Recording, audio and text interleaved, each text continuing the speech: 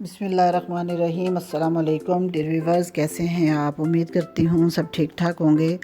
आज हम आपको एक स्किन टोनर बताने जा रही हूँ कि किस तरह से बनाना है, जो बहुत बेहतरीन है। वो एंटी फंगल भी है और एंटी बैक्टीरियल भी है और आपके चेहरे के एक्ने वगैरह को वो ठीक कर देगा इंशाल्लाह।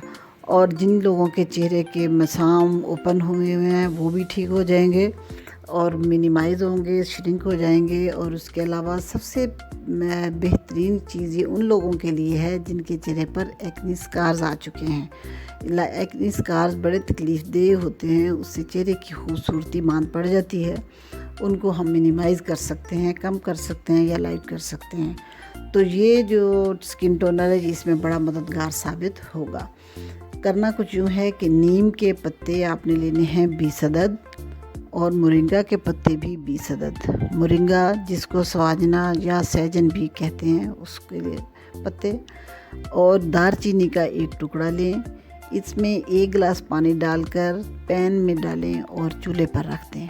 5 मिनट पकने दें, उतारें, ठंडा हो जाए, छान कर इसे रखें। और जितना पानी ये हो उतनी ही इसमें आपने अरके गुलाब डालना है और पानी की आधी मिकदार में आपने इसमें ग्लिसरीन डालनी है और इसको अच्छी तरह हिलाकर किसी स्प्रे वाली बोतल में डाल दें।